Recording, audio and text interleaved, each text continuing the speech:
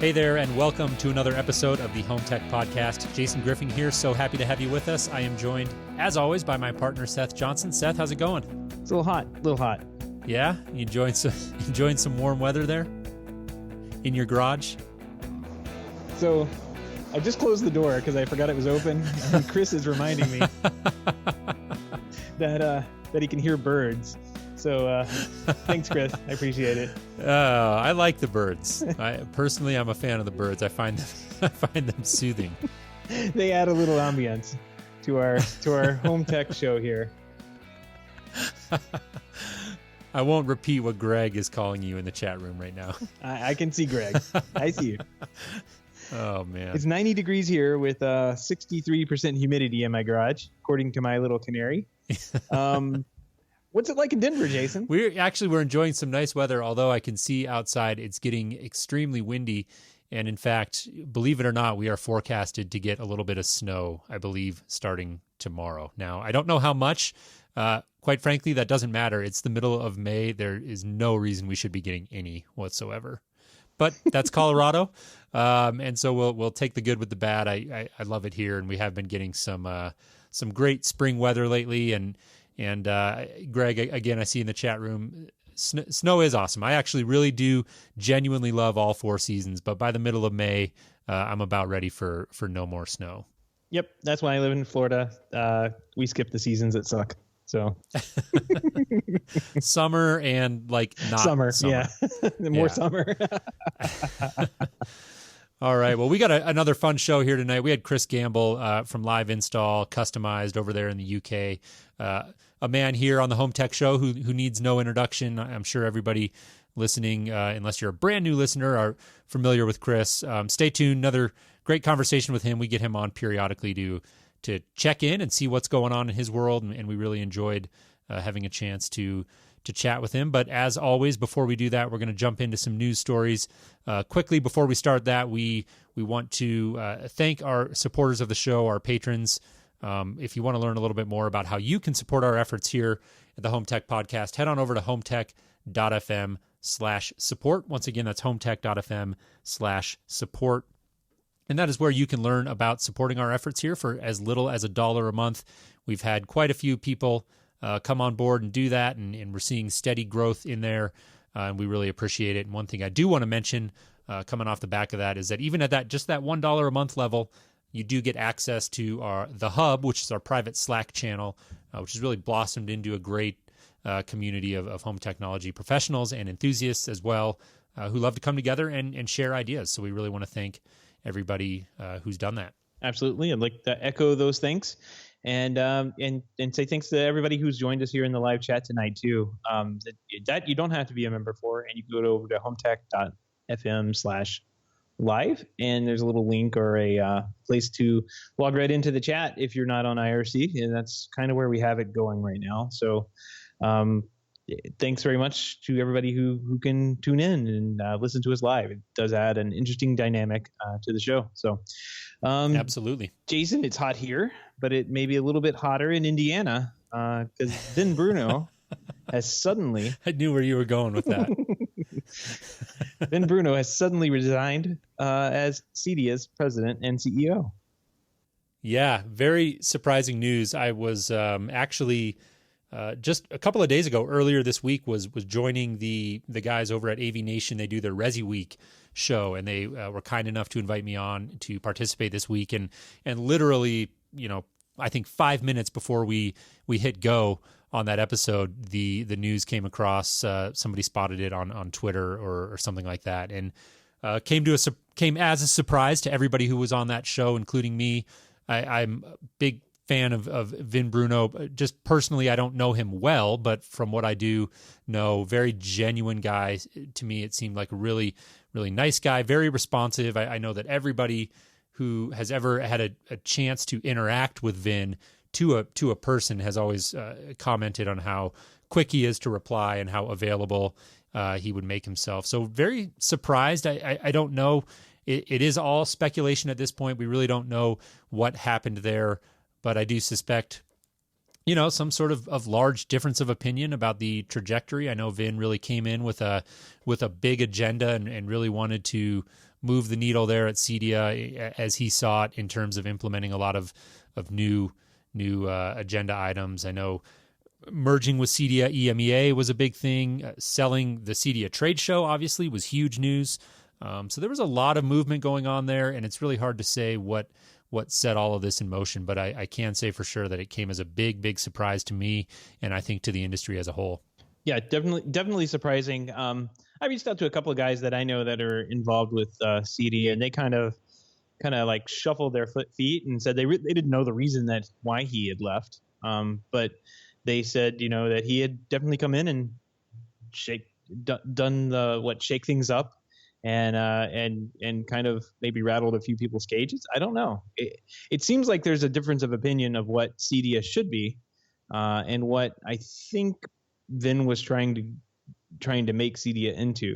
And there's no better evidence to that than the story that we can reference on CE Pro. From a CEDIA founding member, let's get back to luxury roots. Stop membership messing with DIY. Just leave it behind. Interesting story. Interesting. I think it was more of a forum post or a comment that had gotten turned into a story by CE Pro. Yep. But this Richard's, I'm going to butcher this guy's name, Stoger, or Storger, was one of CEDIA's original founders. He says the Home Technology Association should promote luxury products and services and stop muddling around with the core mission. He also said something I thought was interesting. He thinks that the CEDIA expos should be luxury showcases, and not. I mean, Jason, you and I. What are they? Yeah, right. What are they? you and I kind of saw this right when we started up HomeTech. Like we went to CEDIA and we saw that this was before Ring. Doorbot was there. Nest, I think, was there. There were a bunch of DIY products that started showing up, and we came away from that show scratching our heads. And I think that probably really raised some flags for people and that are CEDIA high-end traditionalists that only want to have, the $500,000 and up installs be what CEDIA is all about. Yeah. You can probably guess by the tone of my voice that I am not on the side of keeping or making CEDIA more into a luxury brand. It's not, that is without prejudice. Yeah. I mean, this is not what a trade association should be. A trade association should focus on educating consumers, builders, other trades that they exist. Because right now, if you were to walk into any builder in town and say, "Hey, I'm a CEDIA guy," and they go, "Who?" They don't even know what CEDIA is, because for the most part, they've been absent from every conversation about home technology in the past, 20 decades. I mean, or 20 decades, 20 years. Like CEDIA just isn't part of the home planning and construction program. They're an afterthought, and it's an afterthought for most dealers. So to exclude dealers out of the way and exclude members and say, no, this is what we do here. We do these high touch, luxury, white glove, giant theater things, I think is a huge mistake and a giant step in the wrong direction. Yeah. I think that, to me, CEDIA is a luxury showcase, but it can't be just a luxury showcase. And that's what I think I've been consistent about that, in all the years we've been doing the show, and even going back before that, to the extent that these sort of lower end products existed there further back, which obviously has grown. But the point I'm trying to make is that, luxury absolutely has its place in the CEDIA show floor. For sure. And I think that we can't look at it to the exclusion of everything else. I think that my position on this is, and has always been, that CEDIA's responsibility is to really look out for the industry as a whole, and to completely ignore do it for me and do it yourself products and what's happening with, GAFA has been the big conversation recently, and all of the movement there. We can't ignore that. And I get a little bit frustrated when I see people talk about, we should be luxury and forget about all that other stuff. Well, that's great. And if your company's in a position where you can do that, and maybe you've been in the business for a while and you've built up that book of business, and perhaps you're getting ready to exit the business, who knows? Yep. If you're in a position where you can afford to just completely ignore what's going on at the low end of the market, then I guess more power to you. But CEDIA's job is not to completely ignore market realities as they're occurring. So we can debate all day long about the impact those low end technologies are going to have and how much attention relative to luxury should be paid to that. I get it, but we can't sit here and just paint in black and white and say CEDIA is a luxury show and forget about everything else. Yeah. This story goes on pushing for someone from inside the luxury market to replace Vin Bruno, and I don't know. I agree wholeheartedly with what you just said. CEDIA should have like the Steinway theaters there, and the JBL synthesis theaters, and like the fancy star ceilings and all that good stuff. Where else are you going to go to see that kind of product? But we'd be ignorant to think that, Control 4 and Crestron are the only products for automation out there, when clearly Apple HomeKit, Google Home, Amazon Echo are making waves beyond what those 2 to 3 CEDIA type brands are able to do in the larger market. And we have to, as what are we going to call ourselves, technologists or integrators or whatever? We have to, it's our job to work with this stuff. And I think in the story, he says something to that effect, that, my son enjoys his Amazon thing and his Philips Hue lights, but he also likes vinyl, and that makes it high end for him. And I'm like, well, vinyl isn't high end.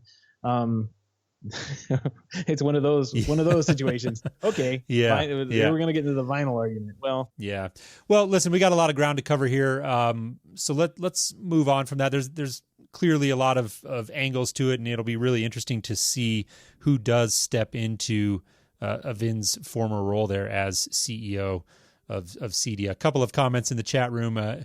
Joey, who I work with over there at OneVision, is recommending technology managers. I know that's a big, that's one of our beliefs at OneVision is really that's the way we should be looking at the market moving forward.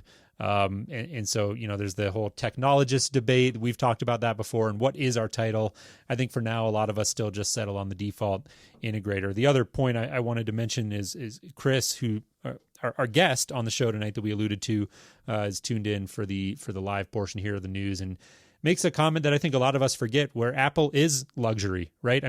What is more luxury than Apple? And so I don't want to dive down that rabbit hole, but I do think that's an interesting point. I thought it was worth mentioning when we talk about CEDIA being a luxury show. I get what this author was trying to convey, but maybe we have to redefine luxury. I get what he's going after there, both Kris and this gentleman here, but I think he's talking beyond Apple and what people use for their smartphones. We really don't have a choice these days of what we pick up and put on our ears to talk to people with. It's going to be either an Apple or Android, or that's pretty much it. There's no other difference in that. The luxury experience is the app that runs your home, or the product that's in it. And you can say all day that a $100,000 system is better than a $5,000 system, but at the end of the day, if it opens up and closes the blinds, like, really, are you going to tell me there's that much more value in $100,000 system than there is in the $2,000 or $3,000 system? They're literally doing the same thing. And I think there's a whole lot of area in the middle that luxury is going to have to come down to meet expectations of people that are in the lower part of the market moving up. Like, it's, and I say lower, we're talking, those $100,000, $200,000 jobs. Like, this is all changing daily. And today we had Google I/O, which Google announced new integrations with Google Home. How many of the luxury clients that you're going to have out there are going to come in and say, "Hey, can I do this?" They're going to come in tomorrow and ask you, hey, can I go ahead and set this Google Home up, even when it's not even out yet? But can I go ahead and have Google Home kick off my HBO? That'd be great. And they're going to be the ones interested in doing this cutting edge stuff when people down market who all the products are actually made for are going to be late to adopt it because price is still a barrier for them. Right. Well, you alluded to Google I/O here. Let's move into that because that was today. Today's Wednesday, May 17th, as we're sitting here recording this, and Google I/O started today. They had their keynote. I was able to sit and watch a little bit of it. Did not watch the whole thing.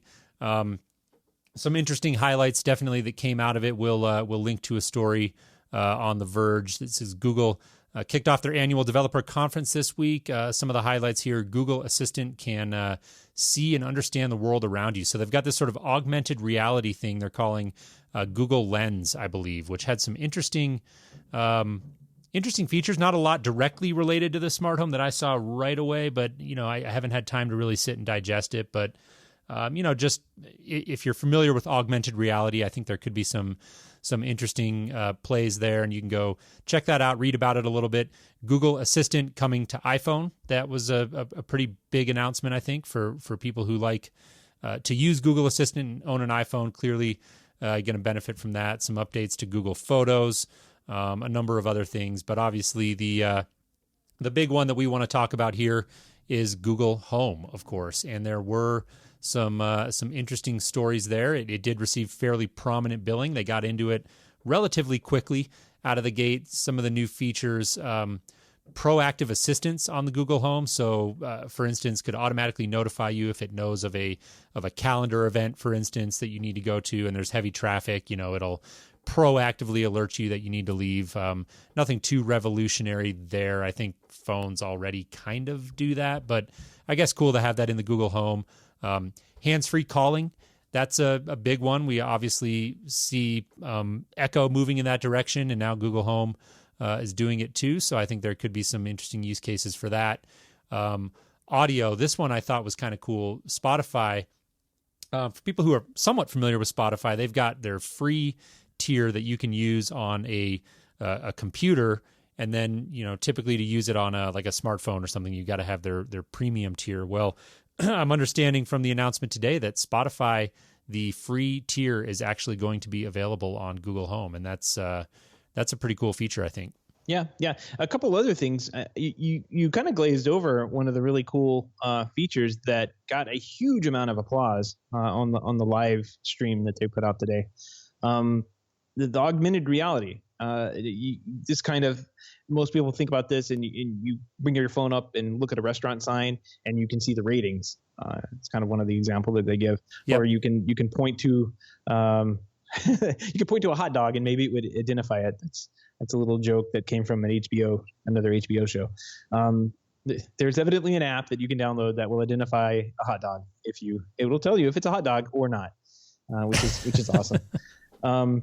Let's see. But the really cool, one of the features that got a huge amount of applause was holding your phone up to the bottom of your router and taking a picture of that tiny little text that's on there. Yeah, I did see that one. It will scan that text, read the Wi-Fi SSID and password, and put them into the phone.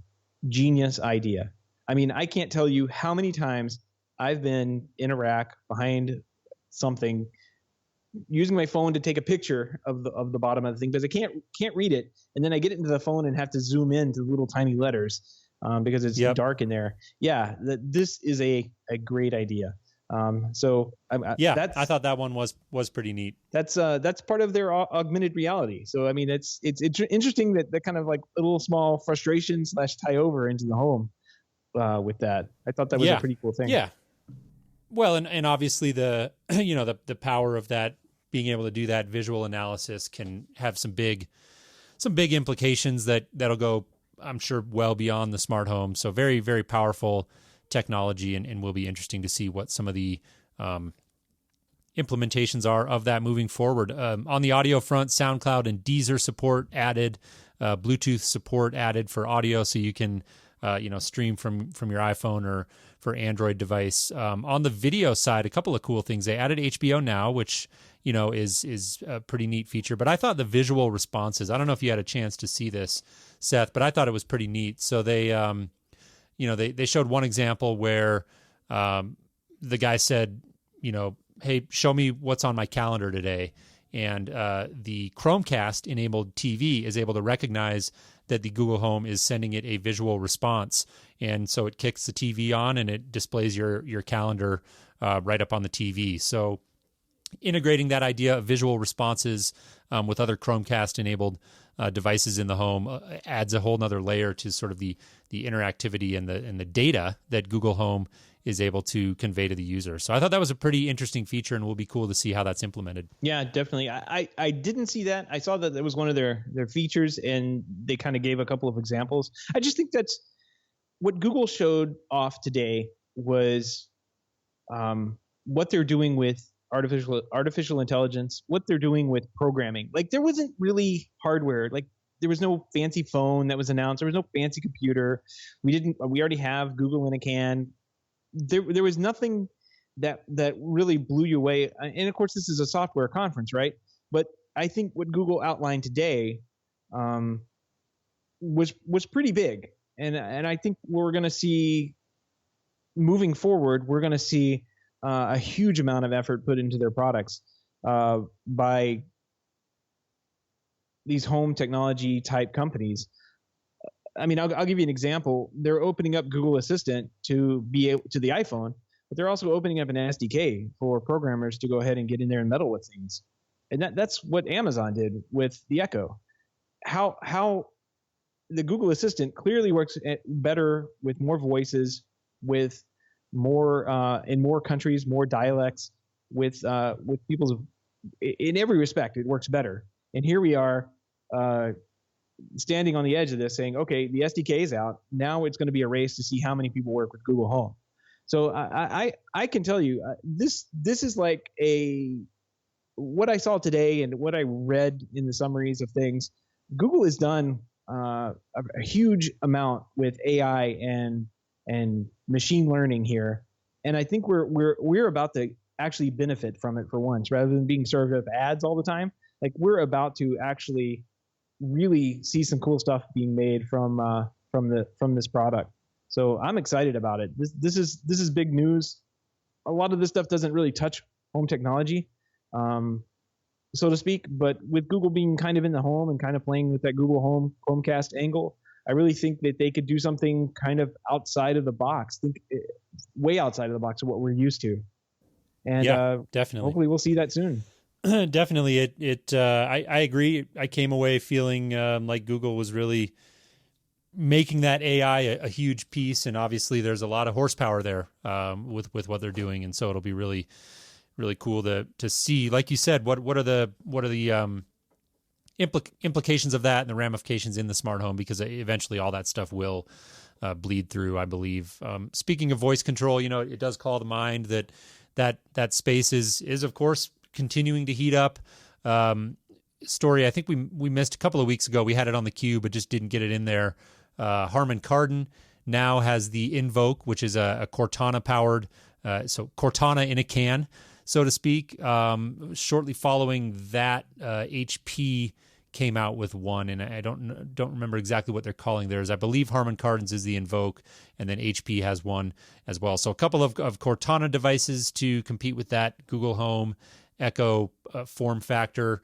And of course, we've got the rumors circulating and heating up right now about Apple and what they're going to do at WWDC. I think it's pretty widely accepted now that they've got Siri in a can coming. It doesn't seem like there's a total agreement about whether or not it will show in June at WWDC, but there does seem to be some unanimity about the fact that it is coming eventually. And the big question, of course, with that one right now, the big conversation is around whether or not it will include a touch screen, which I think is a whole conversation we could have about the merits of that. And you've got the Echo Show that just released recently, and we're sort of waiting to see how that does in the market. But yeah, this space is really just continuing to heat up, and I'm starting to feel like we need a specific term to describe right now everybody just describes them as Echo competitors, right? And I think what they're trying to convey there and capture is in essence the form factor, a stationary device that sits on the countertop. I don't think we can really describe them as assistants, because an assistant can live on your phone, could live on a computer, even in the case of like a Cortana or even Siri now. And so we've got to come up with a concise way to describe this category. And if anybody has good ideas on that, I'd love to hear them. You can tweet us at HomeTech Podcast. But I've been noticing that it is sort of this category now that we don't really have a concise way to refer to, other than calling everything an Echo competitor. Yeah, Echo, the Kleenex of home. Exactly. Yeah, but, I'm curious to see. I know there's a lot of rumors floating around about Apple. I'm really curious to see if they do make a dive into a home-centered device like this, what the updates to HomeKit will be this year. Because we are moving. This is not a product. Typically a product type meeting. Like this is for their developers to go and get excited about what's coming next in the software side of things. So I'm really, this is where HomeKit was announced. And of course it took 2 years for us to even see probably the first HomeKit product. So I'm really excited to see what they come out with this year to upgrade and extend HomeKit. And if it does involve this new voice device, which like you said, kind of seems like there's enough rumors floating around. Siri in the can may be real this time. I'm not holding my breath, because I did that You've learned your lesson. Years. Yeah. Yeah. But I will be genuinely curious to see what updates HomeKit gets this year, because it every year they have added some major things into it, and we've seen more and more products come online because of it. Yeah.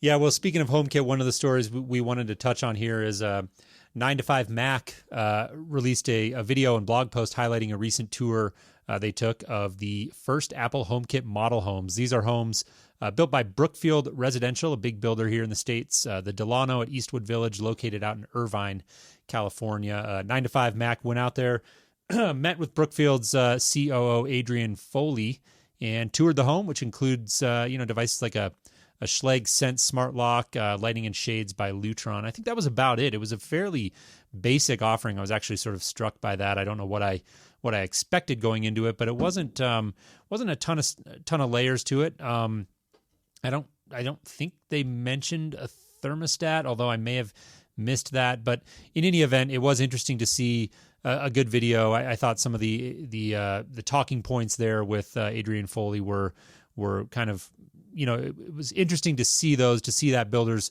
perspective. Very much an emphasis on this being a standard package. It almost sounded like they were really making a concerted effort to keep clients in the sandbox and not have this be a custom thing that they have to get involved in, which anybody who's worked in the smart home installation space can completely understand from the builder's perspective why that would be. I think the blinds were the Lutron shades were actually an additional option on top of their base package. He talked about an upgraded Ring doorbell coming in quote June or July is what he said. I'm wondering if that's our Elite, I think. Yeah, referring to the Ring Elite. Said they were going to offer that as an upgrade free of charge. We're getting a little bit nuanced here, but what I thought was interesting about that is the Ring Elite is actually going to go install into a single gang box.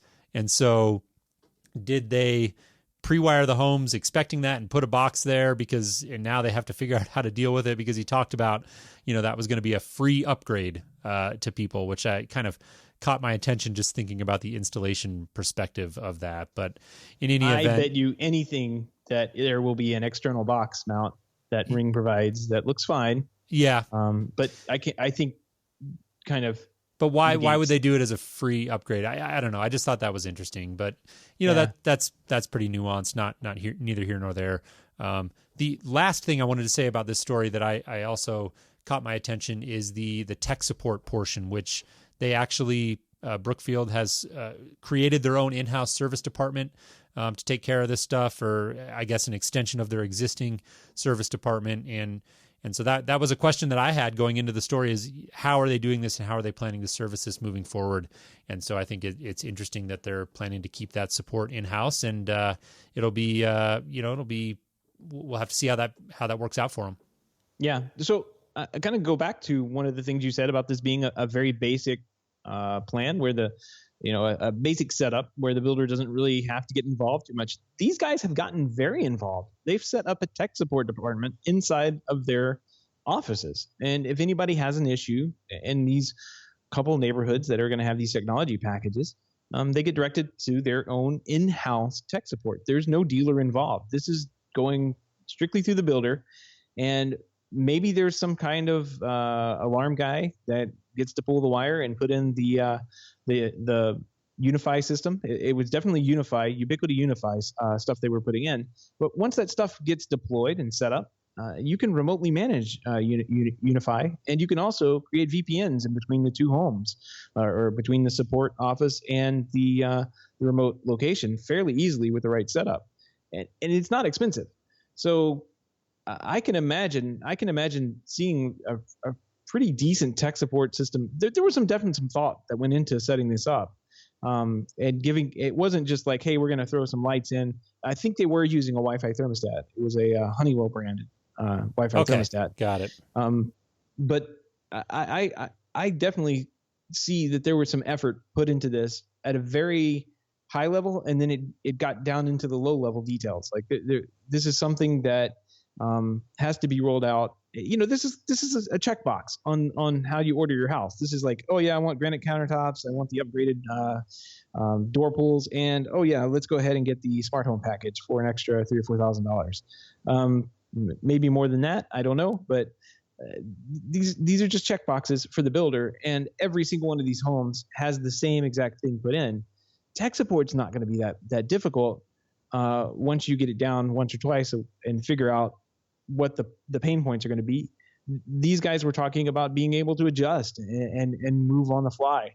And I think that this was very well thought out and very well done from a design standpoint, like an integrator standpoint.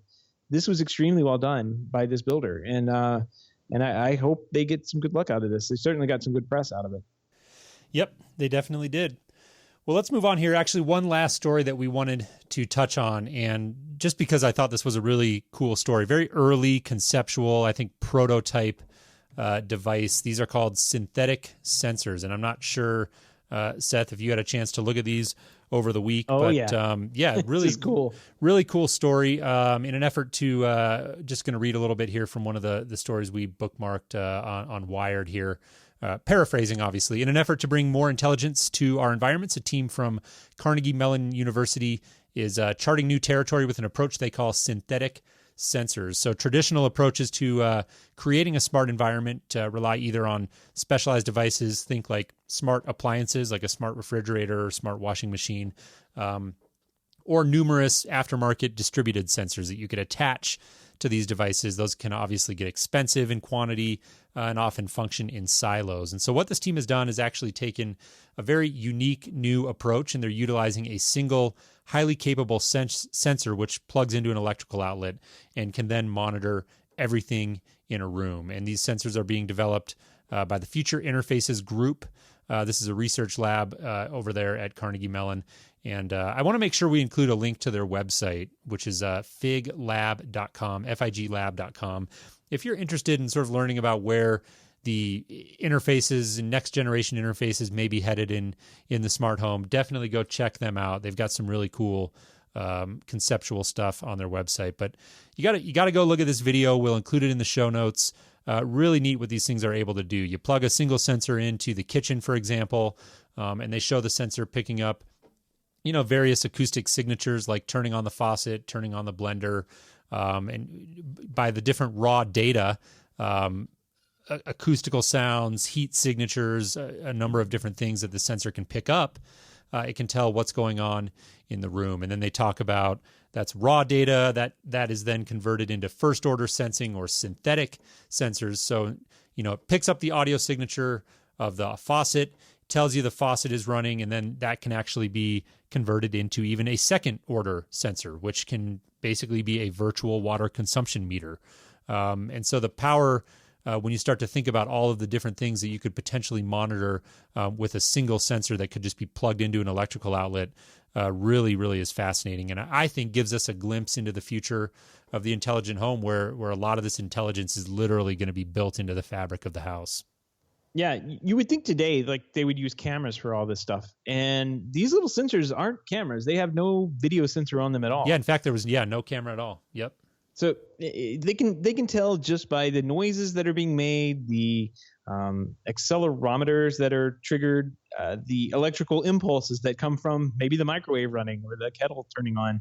What is going on inside a particular room or inside the house? And this is absolutely fascinating. I think we're probably 10 years away from actual commercial product with this in there.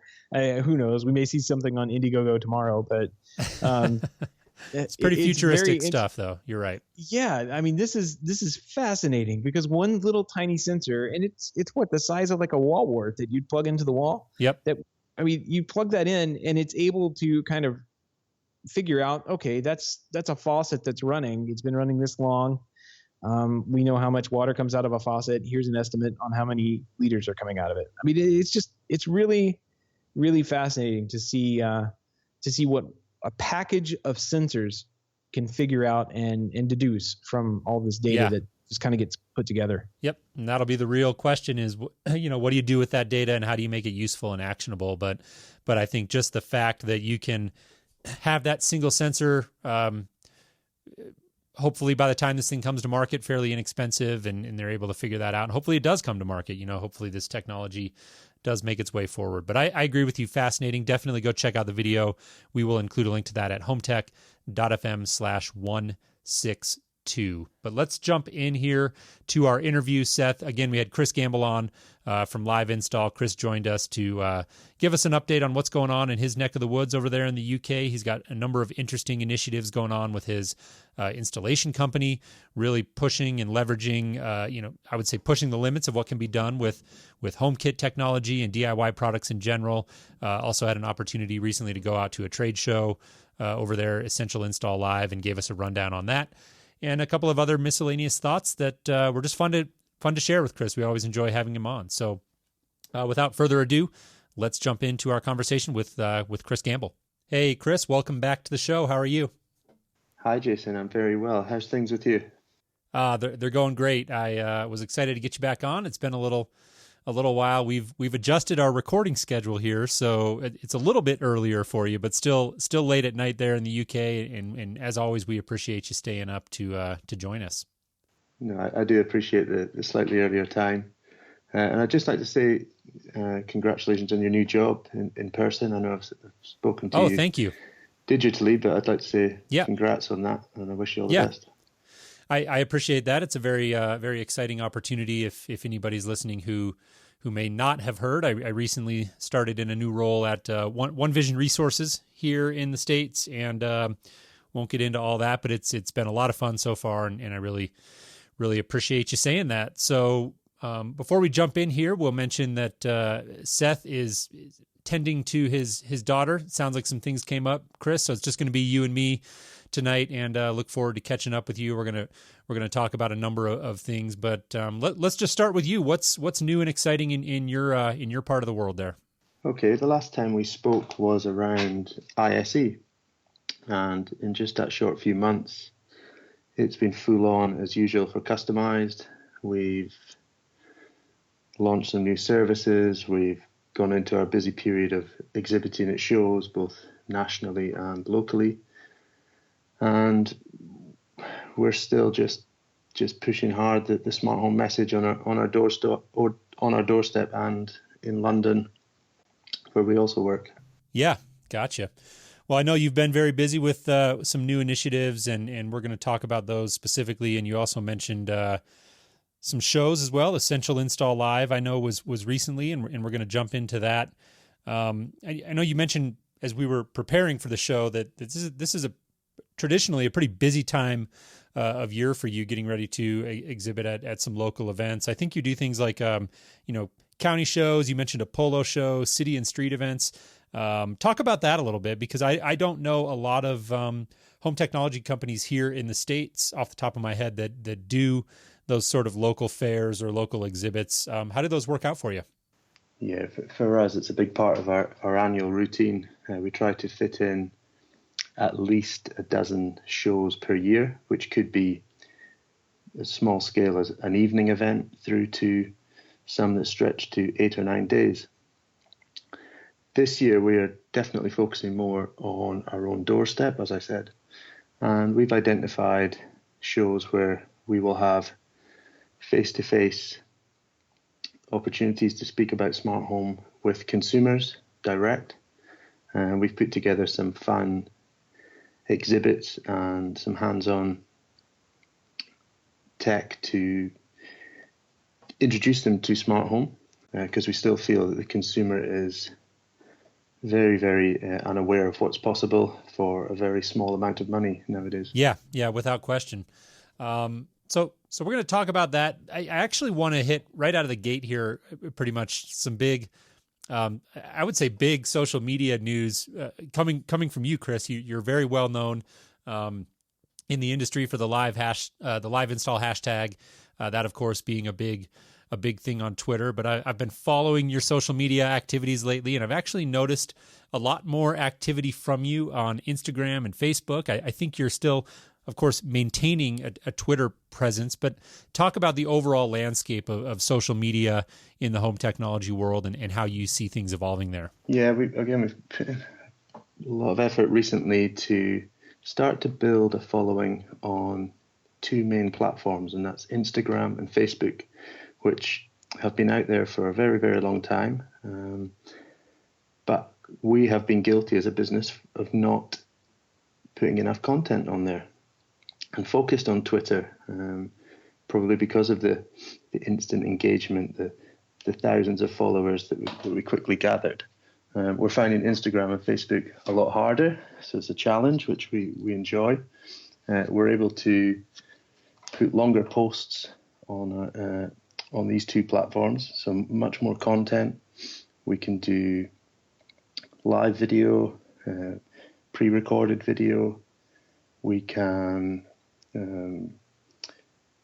be we can be more targeted. So an example on Instagram, we can narrow down who we want to target within yards of where we're working that day. So if we were working in West London, I could tag my live install posts for West London.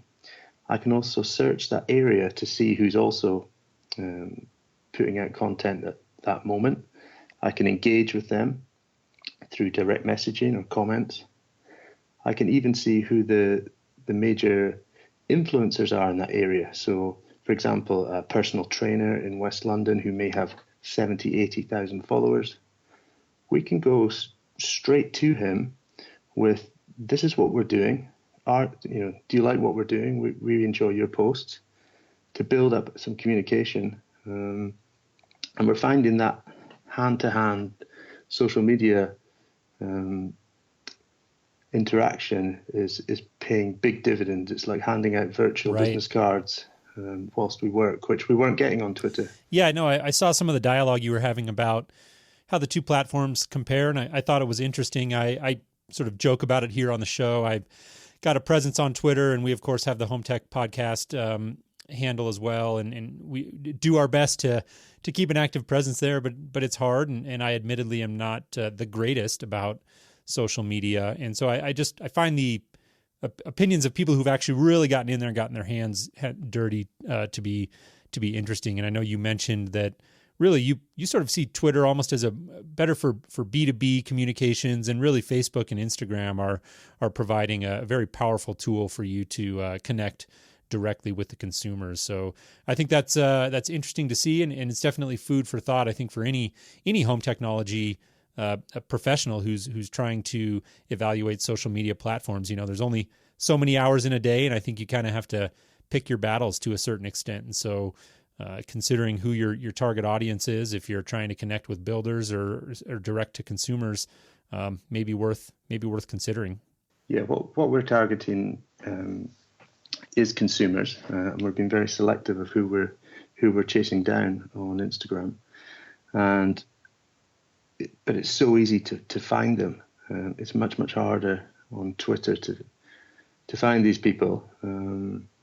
But B2B, Twitter rules without a doubt. But we feel we've done a good shift on there. We will still continue to put out content, and actually we rely on it still to get some of our messages out there because we built up such a following on Twitter. All right, Kris. Well, that makes a lot of sense. Like I said, I really appreciate your insights on the social media stuff. We actually want to pause here and welcome Seth to the show. Seth, better late than never. Glad you're joining us for the interview. Everything go okay with getting your daughter down? Yeah. Well, thanks for having me, Jason. And yeah, she finally went to sleep. all the fathers out there can relate. Seth was tending to some family matters at kickoff time here, so we went ahead and jumped into our interview with Kris. But we thought it was worth it to pause and bring Seth to the table here to finish out this interview. So let's roll back into it, Kris. We alluded to this a couple of times so far here in our little intro section, and I think it's a really interesting venture. So let's jump in and talk about it. You've got a new push that you're doing as a company there. You're the 1, 3, and 5 day smart home install. Tell us about that from a high level. What is the overall goal? What makes it different from what you've been doing before? And then we can talk a little bit about how it's been going. Yeah, we kind of introduced the 1, 3, and 5 day smart home services on this show. Put it out there. That's right. A few months ago, and have tried in the last few months to give it as much attention as it deserves, as well as balancing our traditional installations. The traditional installations for us are quite long, drawn-out affairs, from consultation through to design, lots of cabling, second fix work, installation programming, and then the client moves in. And that period of time could go for between 6 months and 18 months, quite often. Oh yeah. And the products we used on those were what I would call the traditional professional smart home brands, like Crestron, KNX, and HDL. Now, as these DIY products become more mature, the platforms become more well known by the consumer, we found it hard to ignore that a lot of the services we were offering in these long drawn out projects, we may be able to achieve them in a much quicker time with a lot less mess and a lot less cost to the homeowner. So we did some brainstorming, identified the products, and came up with some smart home with speed packages. They've developed now to still three packages, distinct packages, but 1, 2, and 3 day services. Them down is simply by whittling down the products, what would be available in each package, calculating the labor time, trialing installs, trialing products to see what worked. And the one that we'll be pushing the most is obviously the most attractive one to the homeowner, is the 1 day smart home, which is based around the Apple HomeKit platform. The HomeKit platform would take care of lights, heating, security, sensors, and monitoring. And when I say monitoring, it's just monitoring things like humidity, temperature, air quality.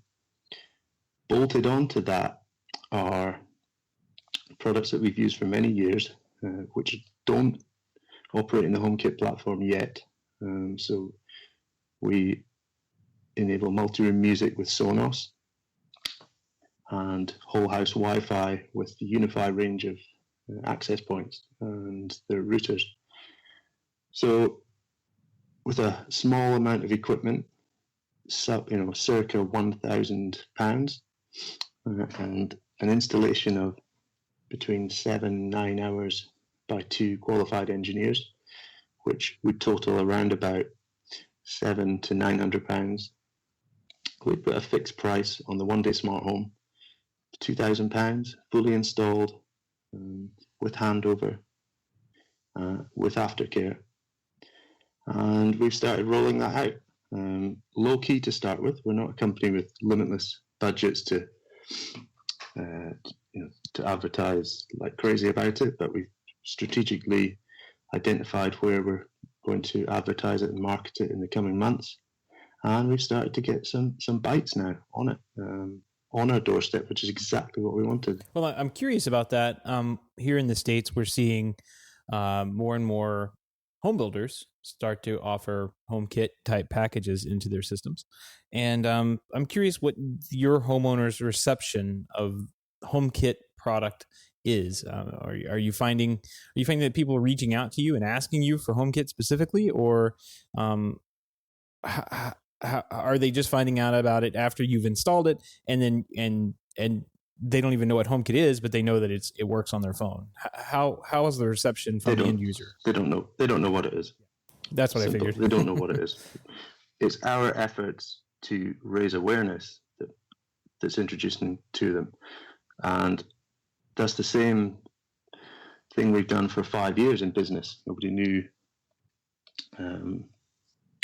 HDL, KNX, Control4, Crestron, Lutron, all these brands. Nobody knew about them, but we're finding that that conversation to get them on board is a lot shorter. So it's like a brand awareness. It's like a gateway drug at that point. Like it's a gateway into the smart home. Yeah, 3 words: Apple Smart Home. They're generally convinced just by that 3 words strung together. Bolt on another well-known brand like Sonos. Show that products within the package are ones that friends, colleagues, or they've pre-owned in the past, like Apple TV. Things they've seen advertised now on television, like Ring doorbell. Piece those together, and it's you're putting a date in the diary, and the price has been fixed, so there's nothing hidden as well, which used to be a thing of was a thing in previous projects we've done, where the number changes every time. It can range from 20,000 to 40,000 to 65,000 to 10,000. So the efficiency it's bringing our back office staff is so refreshing as well. They know what they're going to be facing every day now. So at the moment in the UK, builders have not embraced HomeKit like we've seen in builders in the US. I still think that's maybe 12 to 18 months away, but it will come. But we want to be ready for that. We want to be the builder's best friend. So we're getting in early.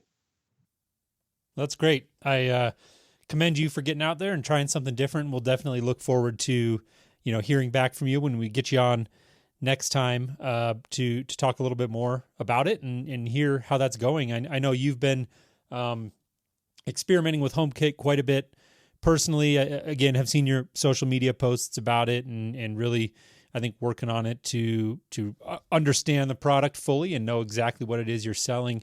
I mean, what are your overall impressions of HomeKit so far? The good, the bad, what needs improvement? How's your experience been in general? I don't get hassled by sales reps anymore, which is good. It's really refreshing. I'm able to purchase products as they become available. I'm well aware that the HomeKit platform in the UK is still quite lean, but I'm happy that it ticks all the major boxes.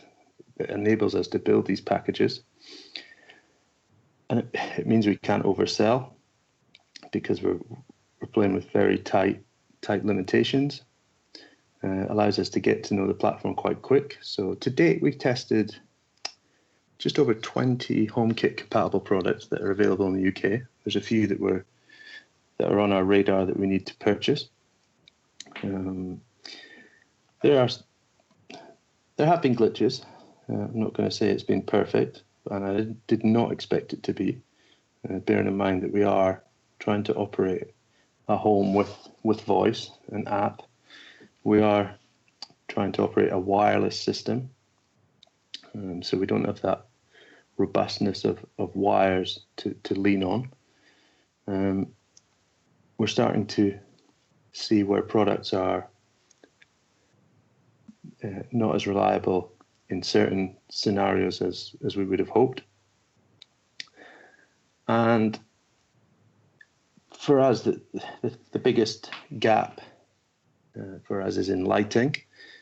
UK is very underserviced with HomeKit compatible light switches, whereas you guys are blessed with the talents of Lutron Caseta, their wireless system, which seems to be the builder's choice for these home builders that have embraced HomeKit in their new construction projects. We don't have that, and it's something that we're always monitoring at Lutron, because we feel that could be a huge benefit to our packages. And I think it would also be a tipping point for a lot of other UK dealers, probably from the electrical sector, to thrive with installing home automation and smart home systems. Yeah, definitely. Well, like I said, keep us posted. As our listeners know, you're a recurring guest on the show, so I'm sure we'll have you on again sooner than later, and we'll look forward to hearing about all of those ventures. Let's shift gears here a little bit. We are going to close out the show talking about your experience at Essential Install Live, and look forward to hearing about that. But speaking about trade shows and just wanting to be timely here, very, very big news in the CEDIA channel broke just a couple of days ago here as we sit and record, and that is Vin Bruno stepping down as the CEO of CEDIA. And I know you, like a lot of us in the I guess sort of press position of CEDIA, and who are out there doing the social media thing and blogging and podcasting, I know had a relationship with Vin, dealt with him fairly closely, I believe, and we're curious to hear your thoughts on his departure from CEDIA. Yeah, I first met Vin. He visited the UK. He'd just become CEO of CEDIA. And at that time, I wasn't a CEDIA member. We have since become members. We're now in our second year of membership. And with honesty, I became a CEDIA member because he reached out to me when he was in the UK. We had a sit down, talked about the landscape, and only a week or so later, I joined CEDIA. So he was a big part of that decision. I was hugely surprised when I read of his resignation. I had a lot of respect for the work that he'd done in a short space of time. Significant change in tactics from CEDIA were apparent during his reign. The communication was very, very good. Their engagement with all parts of the industry, new and old, were consistent. Hey, that guy's going to go on and do great things for someone else. I'm sure we'll all hear from him soon. I just want to say thanks to what he's done, and wish him all the best. In his new definitely. ventures.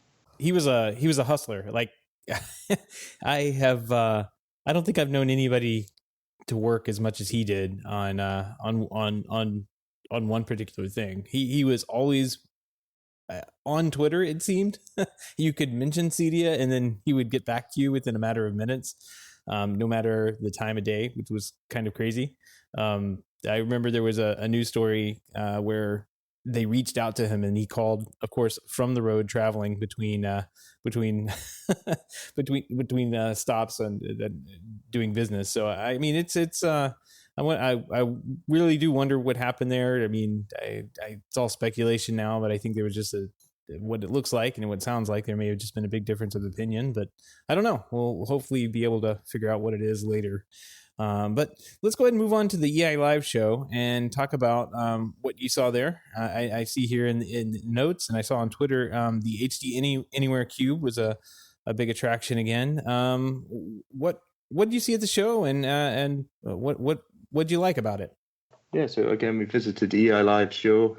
It's one that we've gone to for a number of years.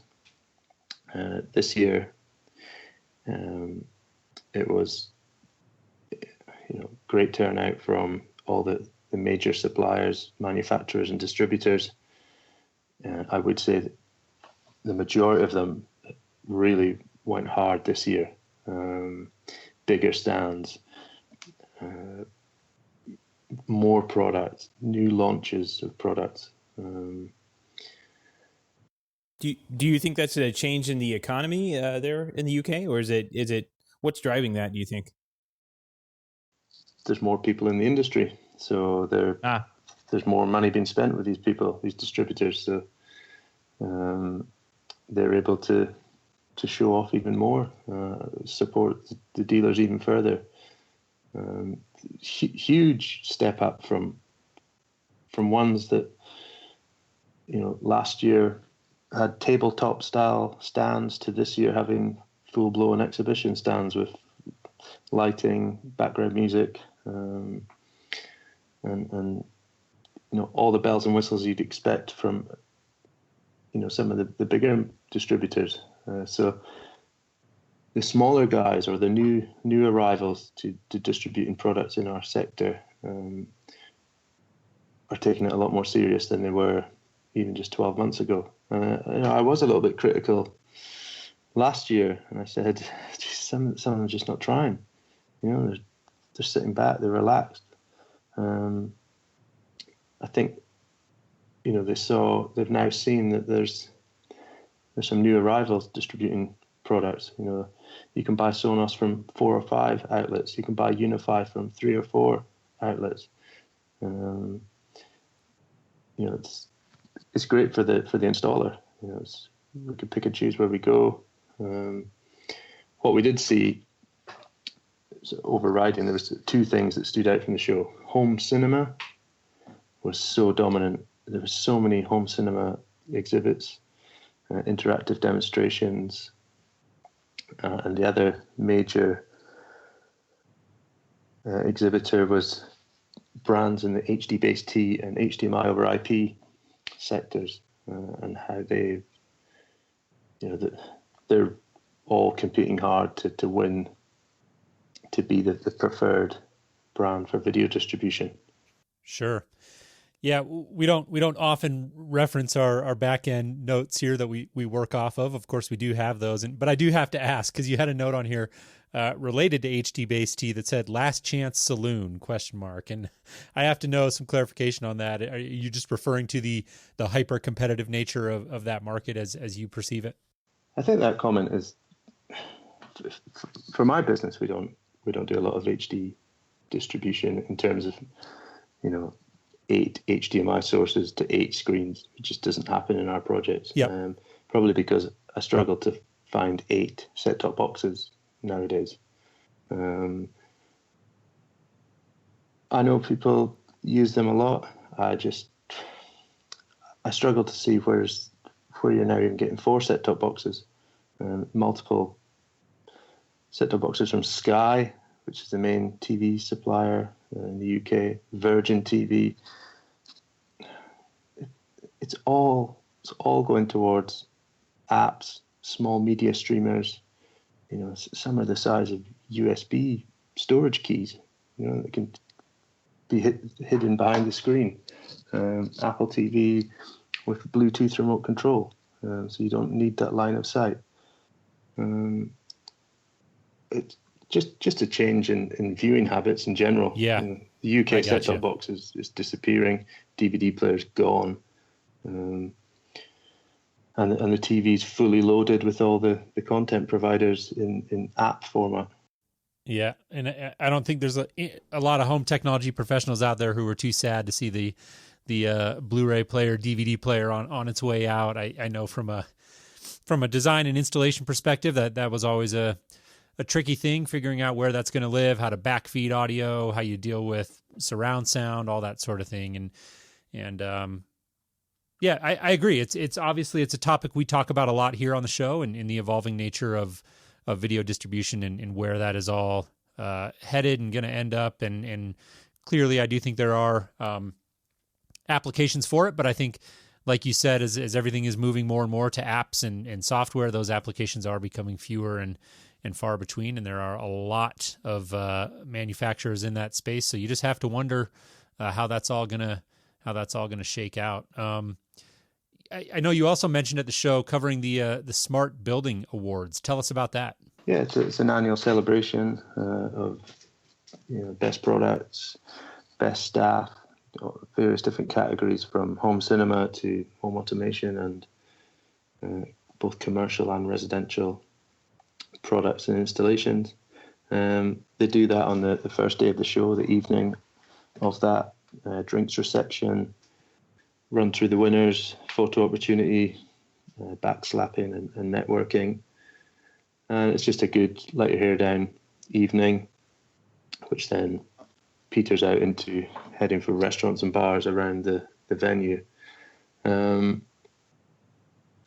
do feel that it lacks a little bit of engagement with the installers. It's very weighted towards products and distribution, and I can understand why it is that, especially it being an awards from a magazine, and they have advertising to fill. But it doesn't go far enough with installers, and they have very few opportunities nowadays to be honoured for their work, apart from the CEDIA awards, which are probably one of the most exclusive awards to be part of. I struggle to think of anywhere that honours the good work by the front line of the industry. Yeah, that's always a tough one. I saw that you met Bruno there in friend of the show, Bruno Napoli, out of France, and he came up. We had him on the show last week. You were on the show this week. How did it go? How did the meeting go? He was the star of Essential Install show. Seriously. he was he signing autographs or taking pictures? He was all that. He was. I don't know how many selfies he took with people at that show, but he'll have a phone full of selfies with the greats of the UK custom install scene. First time I've met Bruno, spoken to him numerous times on your platform on Slack, plus on social media with his Twitter handle, and 3 or 4 hours just flew by as we spoke about GAFA, and we spoke about maintenance versus service. He spoke about his upcoming blogs, which are going to be very exciting to read. He spoke very highly of both of you guys. He's a huge fan of the show, and he's enjoying quite rightly, he's enjoying the spotlight that he's got at the moment with his blog that was posted on his own site and then spread through every outlet within our industry. I've encouraged him to try and get on camera. He needs. The guy he's just full of great information. That experience he has on both sides of both installation and in products. People like that, they need to share on video. I said, Instagram, Facebook, you need to have a YouTube channel, because I was just captivated by him for the 3 hours I spent with him. Yeah, I could totally relate to that. As people who listen to the show know, went out to ISE this year for my first time, thanks largely to Bruno as well as the team over at Zapedi, which is a media server company. Bruno, of course, has Krika, which is his RSM company, and they co-sponsor that trip. But I say that only because I actually ended up staying in an apartment, or I guess what you call a flat over there during the show, and really got a chance to get to know Bruno. And I agree with you. I think he's a very, very intelligent guy, knows a lot about the industry, has a unique perspective, and just a fun guy to hang out with and talk to. Totally agree. Very charismatic and just a good guy all around. And so I think I agree with you. I think the spotlight's on Bruno right now, and hopefully he can capitalize on that and really step up and use it as a platform to share more of his opinions about the industry. So, Kris, we're running up on our time here. Is there anything else top of mind that jumped out to you about the show? Just overall impressions, or anything else you want to share as we move to wrap up here? Yeah, maybe a little bit negative to end it, but I spoke about it before. These shows need to do a lot better attracting electricians, security professionals, satellite and aerial installers, home builders, architects. The engagement level with these people is poor. They clearly have the resources to reach out to these members of the construction industry. And, again, I want to help as much as I can to reach out to these people and get them to come to these shows so that we can sit down as multiple industries and work out how we can improve infrastructure in homes, how we can make smart home living a reality for millions instead of the 1% of the 1%. I'd like to see greater range of products in the lower price point at these shows in the future. Will it ever happen? I'm not sure, but I think distributors will be tuned into HomeKit products very, very soon, and they'll start to take them from the US over to the UK. I think that'll happen with brands like Leviton, probably be the first one to get a bit of a UK makeover. So disappointing not to see electricians primarily. I think they were the big thing that was missing from the show, and I didn't see enough HomeKit, but that's just me being selfish. Well, not all that sounded negative. I got to say, there were some pretty positive things you mentioned there. So, Kris, I want to thank you very much. For joining us on the show here. I don't know if you guys said this at the beginning of the show, but if somebody wants to reach out and touch base with you, what's a good way to do that? Okay, I'd normally say Twitter, but I'm going to say get on Instagram, find... Here we go. Our handle on Instagram is customized1. I'm gutted I didn't get customized. And on Facebook, if you just search for customized in the search bar on Facebook. So seek us out on those two platforms. Follow us, like us, engage with us. If you're an installer, see what we're doing on those platforms, and the content we're putting out there is slightly different from what we used to do on Twitter. And then get involved. Still use hashtag #LiveInstall because that hashtag is present on all the social media platforms. So yeah, look for us on Instagram. Awesome. All right. Well, thanks again, Kris. We appreciate you joining us, and we'll look forward to having you on again soon. Cool. Enjoyed that. Thanks, guys. All right. Take care.